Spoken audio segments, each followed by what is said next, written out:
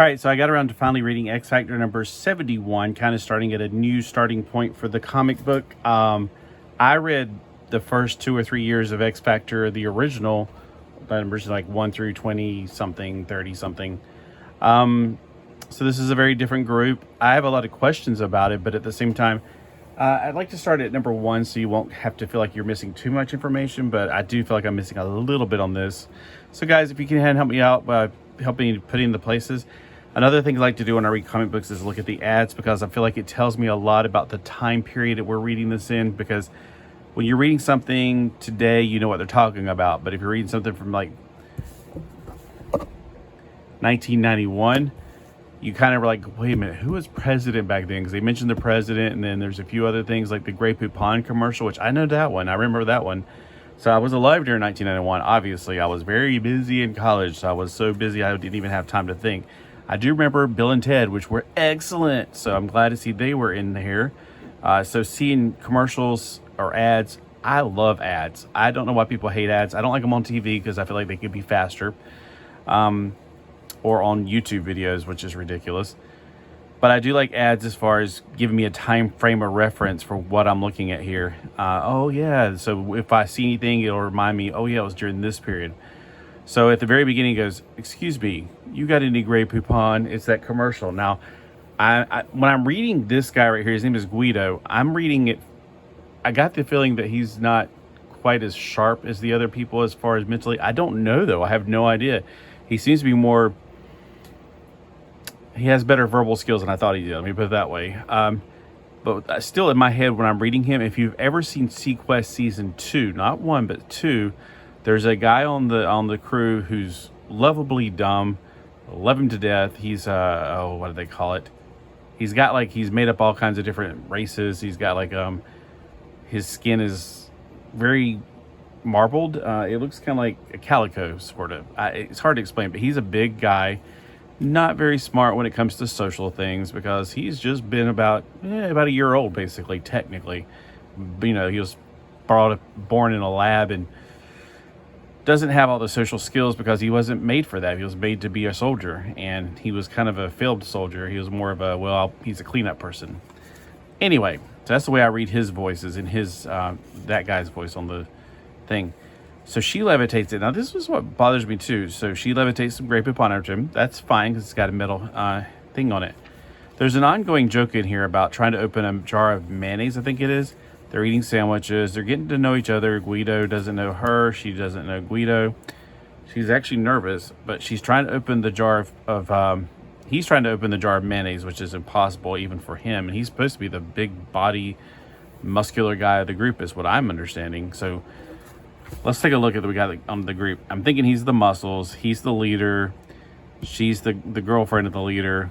Oh, Rain's in the team. I thought I saw Rain, but this cover's so gold and everything. This is like, I think it's the second print.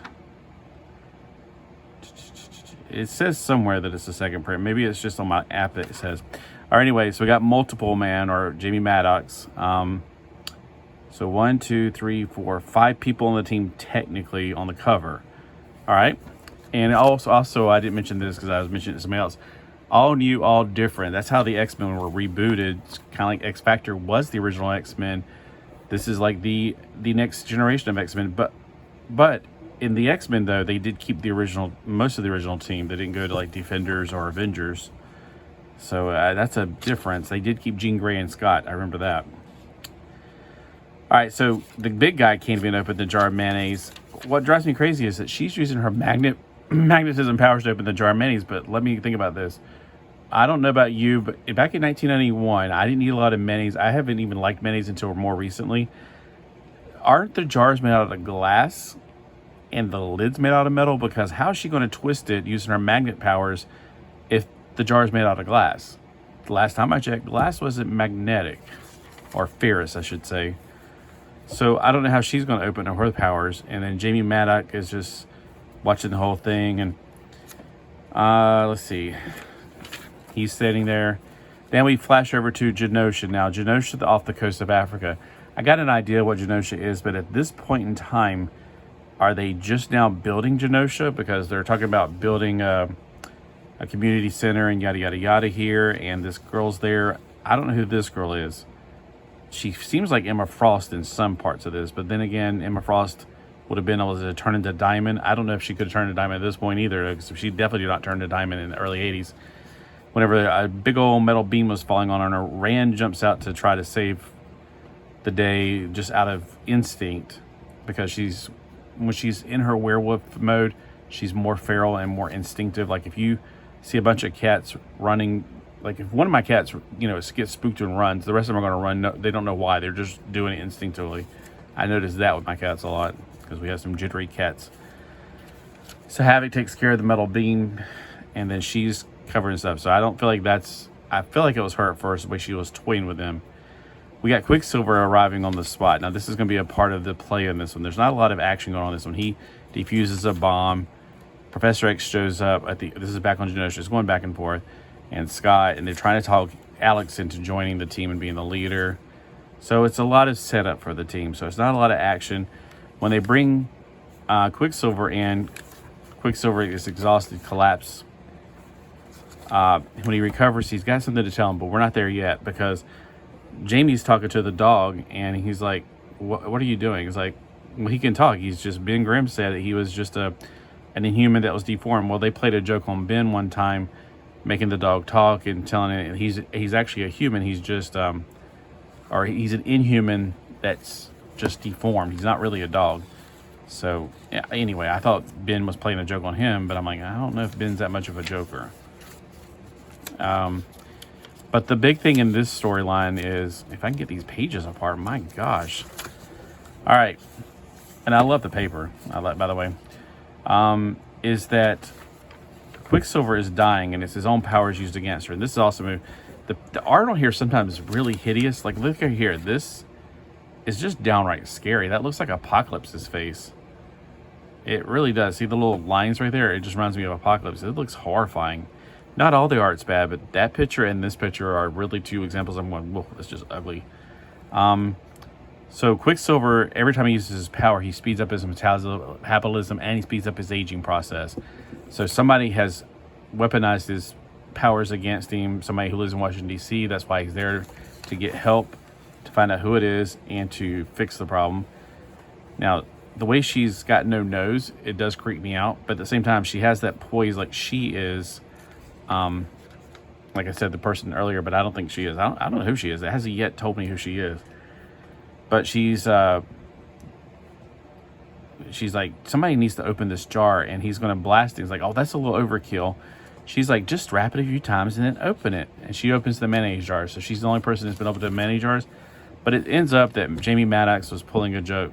He had some kind of rigged, unbreakable jar, and he whipped up on Mirror Island, completely unremovable lid, except when a little remote control device allows it to be opened. So I guess that's funny. The ongoing joke with the mayonnaise jars was funny enough, but then he has the ability to make it pop out.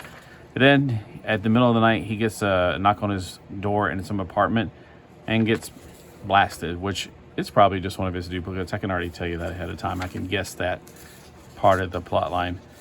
So that's what I wanted to ask you guys. So little things like that. Who's she? Let's see. I don't want you to tell me about Quicksilver. I want to read it. That's also interesting. This is another thing I thought was interesting. It's a 1-900 number. Remember those 1-900 numbers? If you don't remember 1-900 numbers, you're way too young. But 1-900-288 X-Men and battle the X-Men. Okay, I remember 1-900 numbers in a different way. Like, call me. I'm there. I'm available. Those numbers, they were on like late at night on those commercials. But 1-900 X-Men, I've never heard of this one. It's $175 for the first minute, 75 cents additional minutes. Maximum call is 4 minutes. Okay, so you can't spend $1,000 on the phone, so that's good. So in case some kid does it and the mom's like, what are you doing? Oh my gosh. Then they won't have to worry about lawsuits. So just lose like, what, $4 or something. All right, so, oh, and the other question I had was, what phase is Genosha Island in? Did they just get it, or has it been rebuilt, or whatever? That's what I'm curious about. And other than that, I mean, it's off to a pretty good start. I don't see the humor in it yet, but maybe that, other than they're trying to pull jokes on each other, maybe. But that'll come down the road. I mean, they're just getting to know each other. They're just forming the team, so it's that kind of stuff. There's not a lot of, like, we don't know if any super villain's going to happen. Well, I guess we got kind of a preview whenever, Maddox got killed and Quicksilver's powers have been turned against him somehow. So I guess there is kind of a setup for what's coming next. All right, so let's see. That's number 71.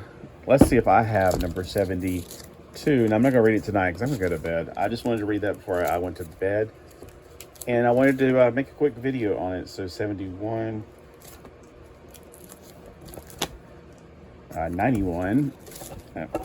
I just threw one on the floor, so I don't know what that one is. Okay.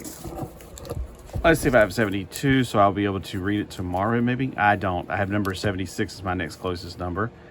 And I'll look at my, and I just grabbed a few from some boxes, so I may have more boxes with number 72 somewhere in that.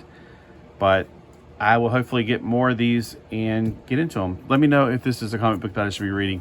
The reason I was interested in reading this one tonight is because Avian Savage was talking about X Factor and being so good and funny. I was going, oh, it's funny. Okay, well, I want to try it then. I thought it was just like, we need to reboot the team because it got so boring on the old team, which I'm like, I don't know. I've only read I didn't read up to anywhere near 71 in the original X Factor, but when I go to the dollar bin, I see X Factor, I'm like, sure, I'll eventually get to these numbers eventually, I suppose. All right, well, anyway, thanks for watching, and thanks for commenting below, and have a good night or day or whatever you're having, and talk to me later. See you. My fingers are doing crazy things.